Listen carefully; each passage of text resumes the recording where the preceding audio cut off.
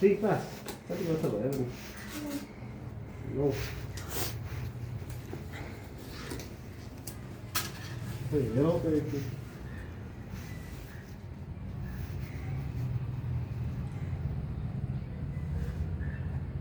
यताको तलको तलको है तलको पनि हो माथिको पनि ए माथि पनि आइदियो हो माथि बाहिरपट्टि माथि पनि आइदियो ल किरा लागेको थियो के दाँत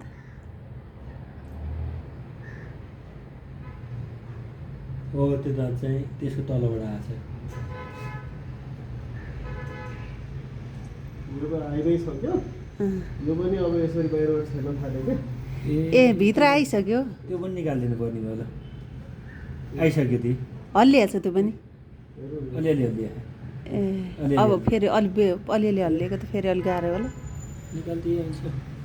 दुख्यो भने त गाह्रो हुन्छ नि एकैचोटि दुईवटा दाँत होइन त्यस्तो पछि दुख्ने भन्ने हुँदैन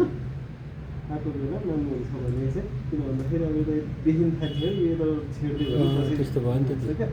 त्यही भएर एउटा दाँत त्यहाँ बाहिर पनि आइसक्यो कि त्यो बिचमा नआएर बाहिर आएछ अर्को अरू पनि आउनु पर्छ दाँत त पुरा घर बनाउने चाहिँ भएको छन् के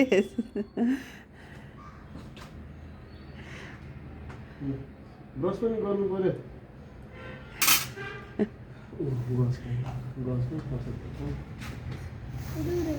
चिसो आउँछ ल आइसक्रिम लाउने चिसो आयो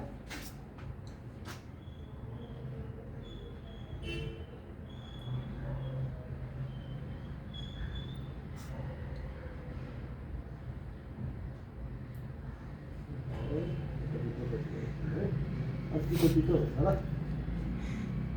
तितो हुन्छ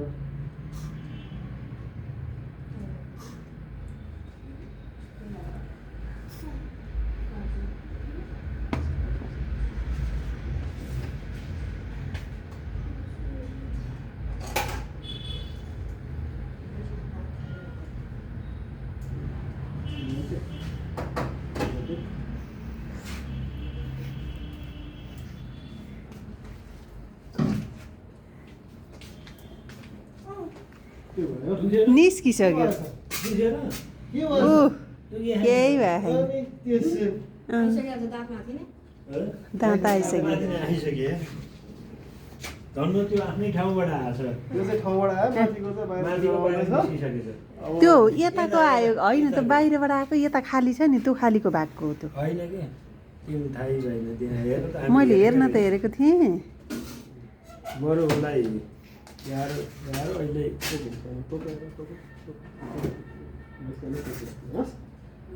आज तातो कुरा नखाने यो पनि पेटाएर खाने है अनि त्यो माथि उता